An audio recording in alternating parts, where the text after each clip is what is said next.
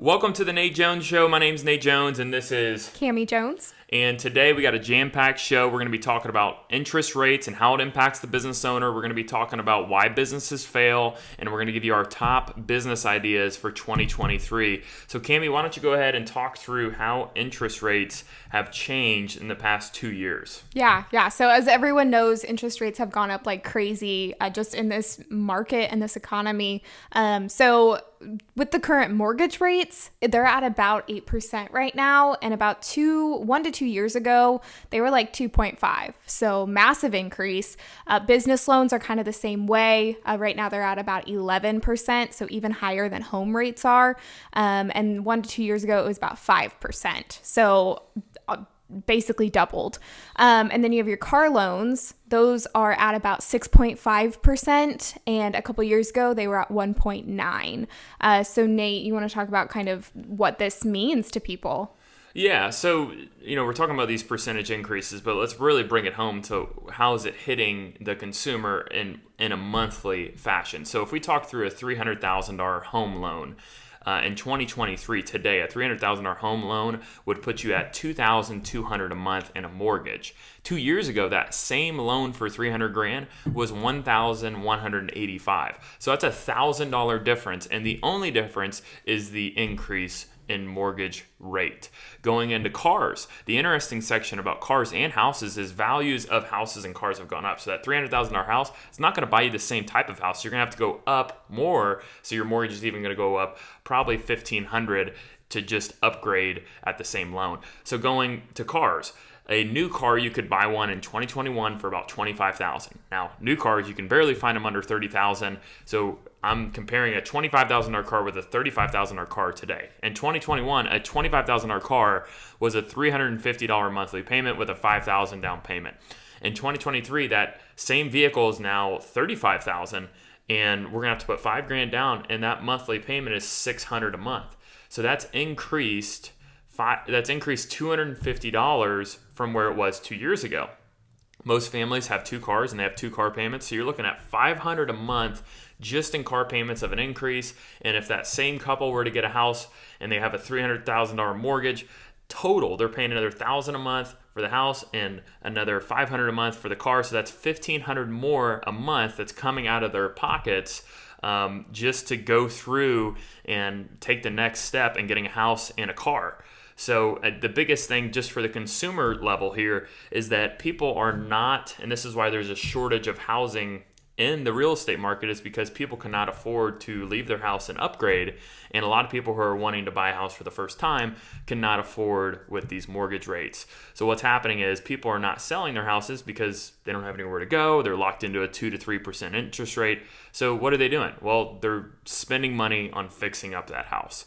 And the same thing for cars. People can't afford to buy a nicer car, and the used car market is still inflated. It's starting to come down. So what are people doing? Well, they're holding on to that old car. And I don't know if if you drive by any auto service shop right now, you will see that it is full because people are holding on to their old cars, and old cars break down and they need help. So there is still opportunity in this type of economy, but it is definitely the consumer is holding on to things and not going out and spending money on those big purchases anymore. Yeah, and when it comes to business loans, just for an example, if a business goes out and gets $125,000 worth in equipment for a loan to buy equipment or anything else, a vehicle, whatever they need, in 2021, that would have been about $2,300. This year, so 2023, that's $2,700. So that's a $500 a month increase, which basically just means what are they going to do about it, right? How are they going to cover the cost of this increase per month? Yeah, so what do business owners do? Well, number one, they pass it on to the consumer. So to get things repaired in your house, to do anything, you're talking about home service contractors, well, they're going to charge you more. Any grocery stores, things that have to do with gas, that have business loans, businesses that use line of credits to float their cash as the revenue comes in, they're going to pass that on to the consumer, so the consumer ends up paying more. And then some businesses, if they can't afford to get the loans or they're not comfortable with the hefty payment of paying $500 more a month, what they do is they freeze. They don't buy more equipment, they don't expand, and they don't hire people because they're saying, hey, things are getting really slow, I'm scared. Some of the people that have been through this cycle before, they really back up and they slow down to protect themselves and their business.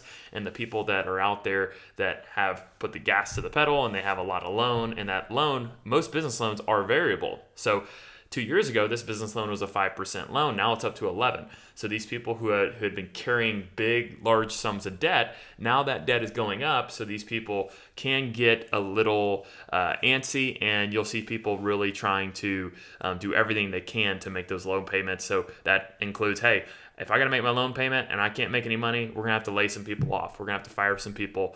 We're going to have to potentially sell some equipment at a loss. So, but there is still an opportunity in this. There's still a silver lining if you want to talk through that. Yeah.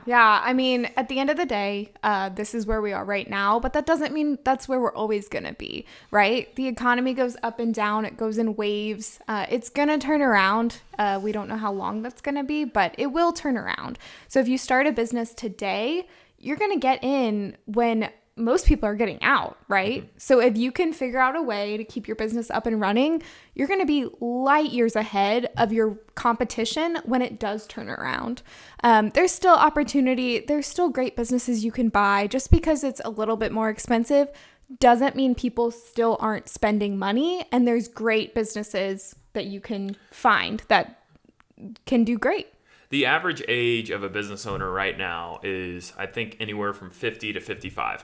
So a lot of people are seeing what's coming down and what's going on right now, and they want to retire. They've been wanting to get out. So a lot of people are wanting to sell off their business, and they're just wanting to get out and go into retirement. So there's still an opportunity for you to come in, get a business that is a good business that you can evaluate and you can take. And when this whole economy turns around, you're established. And when you're an established business, you're going to beat out the people that come and go. When things are bad, they leave. And when things are good, they set up another company. Yep. But when you've been around for a while, yeah, your sales are going to slow down. Things might slow down for you, but if you can endure it long enough, you will come out the other side at a better established pace, and you'll know what you're doing. So there's still an opportunity in this. But speaking of businesses going under and businesses staying around, we're going to talk through why businesses fail and how we can prevent that as business owners, and improve our future and scale our business. So I'm going to talk about the first thing that I see is that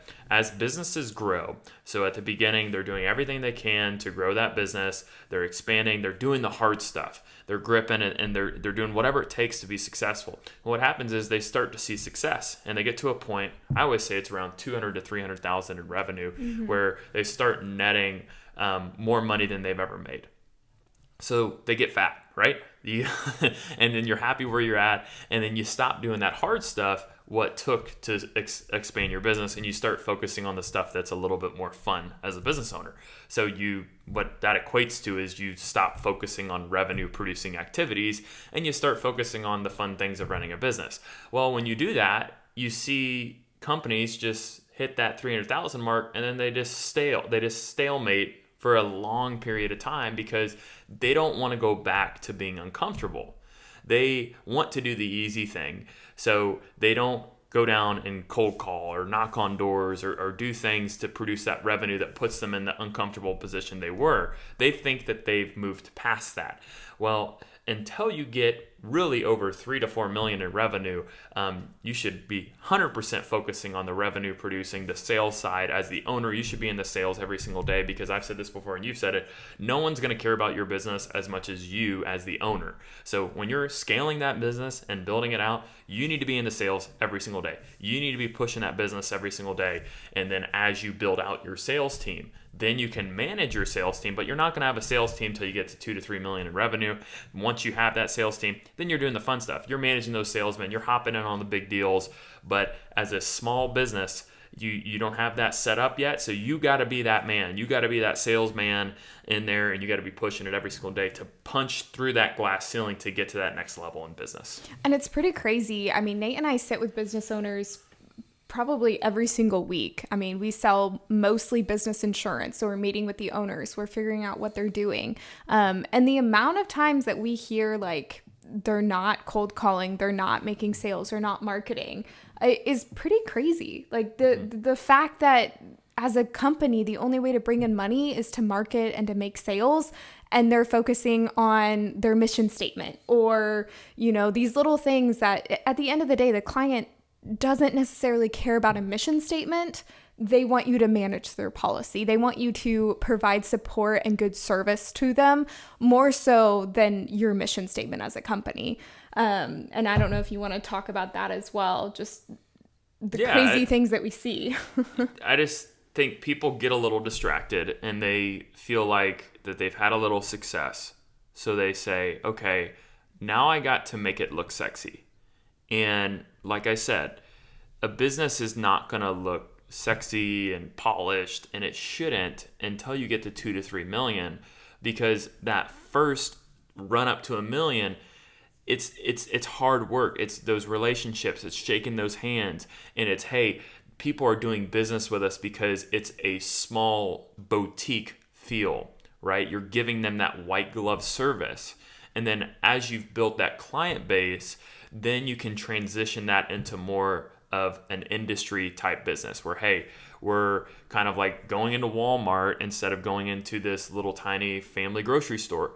Well, so many people think they have to create Walmart at $300,000 in revenue when you should be creating the family grocery store, because that's why people are interacting with you instead of the big corporations. So people think they have to basically mock the corporations when it's like, hey, your only competitive advantage is that you're a small family business and people like to do business with people they know. They like to call us and we pick up the phone, and that's going to change when we grow our business past a certain point, and it's going to happen with every business. But don't try to do that now before you've achieved that, because that's how you can grow and continue to grow. Another great thing when it comes to sales to think about as a business owner or a salesperson in general is, if you were in their shoes, what would you want? Like, a lot of times insurance is what we know, so that's what I'm going to talk about. But a lot of times we hear people be like, oh, the client wants an app. The client wants this, this, and this. But honestly, the client wants a cheap policy. Like, if we were in their shoes, what do we want? I don't really care about an app. I care about my service that my agent provides me and the fact that I'm not paying tons of money for it. So a great question when you're thinking about what type of sales to make is, if you were in their position, what would you want? But that's just a little tidbit as a business owner to think about when you are making sales. But another one that we see quite often, why businesses fail, is death by expenses. So they think they need to go out and buy the most expensive new piece of equipment or auto out there, a brand new vehicle, when there's great options that are a little bit older that are way cheaper. You don't need to go and be perfect when you're starting out a business or even a couple years in business. Like we mentioned before, the clients really care about service and the fact that you're there for them and do what you say you're going to do, versus all the bells and whistles of having brand new things, having a massive office that's perfect and beautiful. Honestly, the client doesn't care. Like, just be there for them. You don't need to spend an exuberant amount of money on things at the beginning. Now, as you grow, of course, you can increase that and spend things that are going to last longer and look nicer. But for the time being, as long as you can get the job done, that's what matters. So we definitely see some death by expenses of why businesses go out of business, but you don't have to do that. There are other ways. And it's the expenses that are a large percentage of the revenue. It's okay to have a fancy state-of-the-art office when that's less than 5% of your revenue or less than 2% of your revenue. Like, yeah, because it's easy. It's a nominal expense. But when that office expense is 30 to 40% of your income, then it's like, hey, there better be a return on investment for that office. But primarily, usually there isn't. It's a want, not a need. And as you're scaling your business, you need to be purchasing needs, not wants. Yeah. And the needs should be producing a return on investment. And a lot of people, they want to be buying things that make them appear to be this great big entrepreneur. At the end of the day, what you need to do is you need to be building a business, and by building a business that has profits so you can reinvest back in. And a lot of that is big hat, no cattle, right? A lot of people want a big hat, but they don't have any cattle. Make sure that you got a small hat and you got cattle. It's better to have the money, have the cash flow, than to have all these big expenses and look like you know what you're doing, but you really don't. And it's hard. I mean, it is so hard to be disciplined at the beginning when you do start to get some money in to really think about your future and say, it doesn't make sense right now, right? Like right now isn't the right time to buy it. So I'm going to be disciplined because I know in the future it's going to be the right time. And that's probably the hardest thing ever, is to be disciplined, to make sure you're making wise decisions that set you up for the future rather than just doing it now because it feels good and it's going to look really good, right? And think of another way that companies aren't disciplined. Another reason why companies don't succeed and why they fail is because they don't think of all the ways in which their business could fail. And what that means is people start businesses, but they haven't tore it down and destroyed the business or bankrupted it or think of all the ways in which this thing can't work. And when you think of all the things in which businesses can fail and then you create strategies around them, it provides a lot more confidence of, hey, if this happens, this is what we're going to do. Or this is what we're going to do right now to make sure this doesn't happen. Let's provide an example, right? Okay, you start a business. Let's say you started a yoga studio. And you haven't thought through how you're going to market that yoga studio before you start it. So now you got the keys, everything's there, but no one's showing up. Well, that business is going to fail because you didn't think about, hey, let's create a strategy around the marketing. How are we going to get people in? Because if you just start it and you have the lease and everything looks great, but nobody knows about it, no one's going to come in. Create a strategy around that. Okay, so creating a strategy around scaling. Okay, what are some issues that we're going to run into where me as the owner, I'm going to run out of time? Okay, let's create strategies around that. You're basically tearing down this business, thinking of all the ways it can't work and creating strategies around it. So many business owners are blindsided by random things that happen to their business that they didn't plan for. And they didn't plan for it because they rushed into starting that business. Don't rush into starting your business. Plan ahead, plan for those setbacks, and create strategies to make those setbacks improvements in your business. Yeah, absolutely. I think another one that we see quite often is companies are just, quite frankly, disorganized. They don't have their processes in order. They miss payments. They, can't get back to a client in a timely manner. All of these things completely can tear down your company. And it's sad, but you kind of do it to yourself, right? Like if you can't set up processes where you are responding to emails in a timely manner, maybe you need to get a VA, virtual assistant, who can help out. Maybe you just need to get a part-time person who can just answer calls. We do a lot of cold calls, and sometimes when the voicemail goes through and it says the mailbox is full, we always say, oh, well, they're missing sales. Like they don't know that their voicemail box is full, so they can't get new clients. So a major thing is when you start a business, you have to be organized. You have to stay on top of everything, because if you don't, you're literally letting money walk out the door.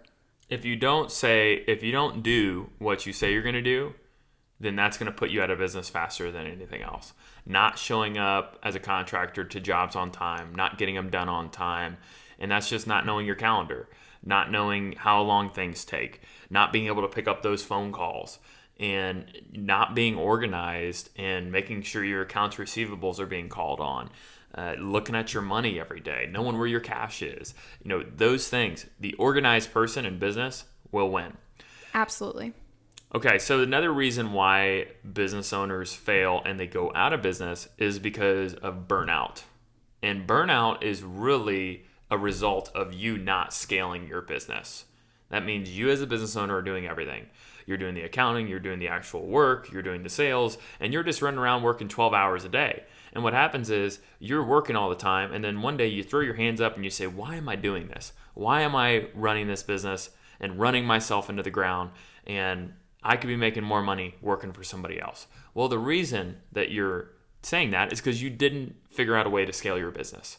And what that means is you have to add people to your business. A business is people in a company. And if you don't start adding people, which adds time, then you're going to be burned out because you're going to be doing everything yourself. When you add people to your business, it multiplies your business. Now, a lot of people try it a couple times, they hire somebody, and then they give up because they're like, oh, nobody wants to work hard, nobody wants to do this. You got to find a way to succeed. And you got to find a way to scale your business, because if you don't scale your business after 30 years, you can't sell your business because you have no value in it.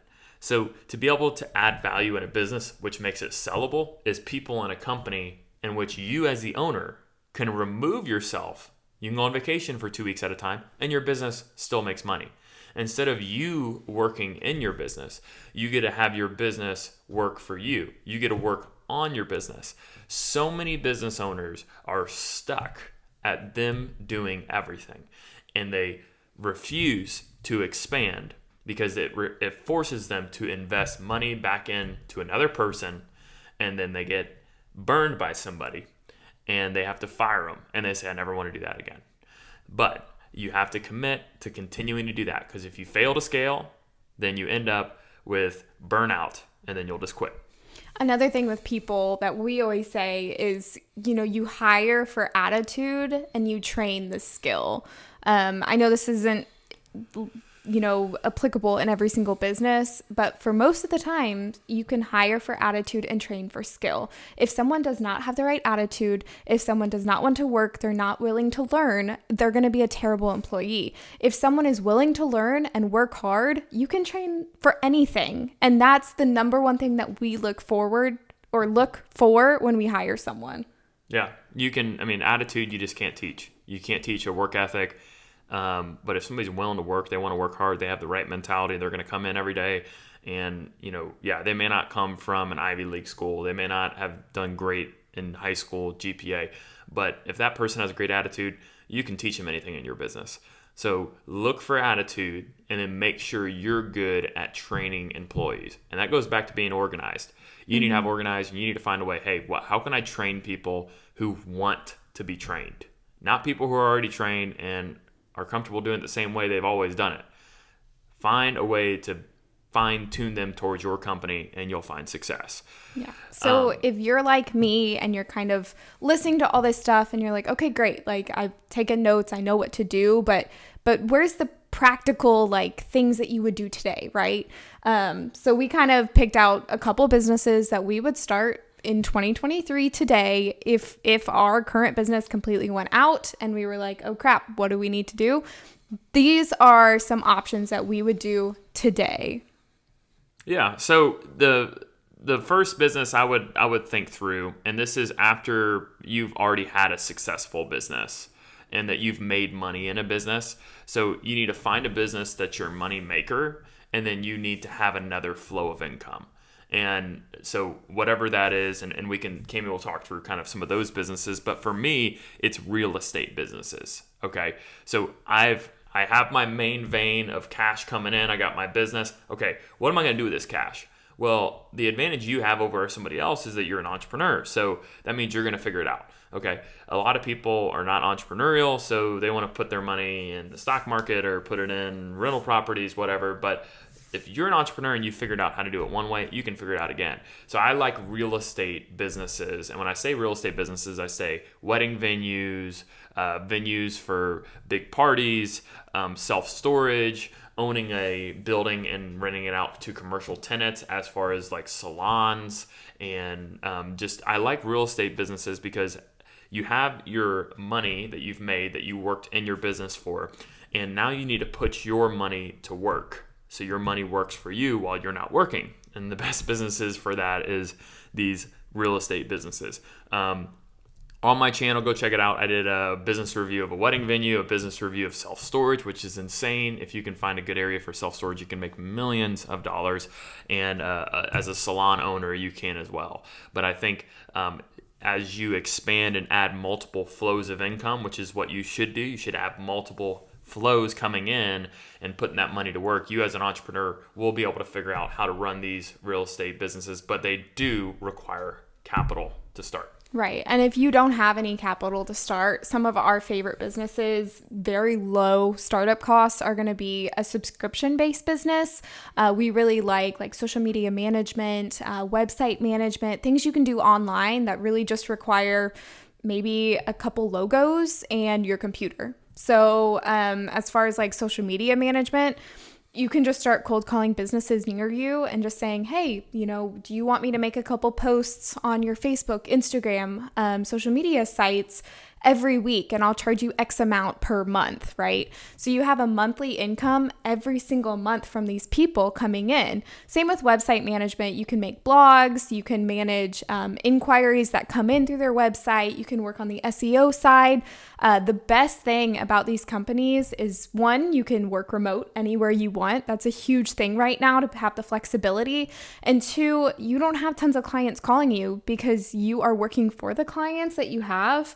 And it's just social media based. You're only making posts. You're not trying to manage policies or get into very specific details for the clients. You're just making social media posts using a Canva, Adobe, different softwares out there for that. And the absolute best part about a social media website graphic design kind of company, as well as the venues and the self-storage units, are the resale value is huge. And Nate, if you want to talk about kind of multiples and why these are so important to consider. Yeah, so what I mentioned before, if you as the owner can be removed and somebody else can be inserted in your business and the revenue continues, you have value in a business. And value can be sold at a multiple of the net income, which is the profits. So you have revenue, expenses, profits. And that's also another word for that is EBITDA. So a lot of companies are willing to pay 3 to 5 times EBITDA for smaller companies under $1 million in revenue.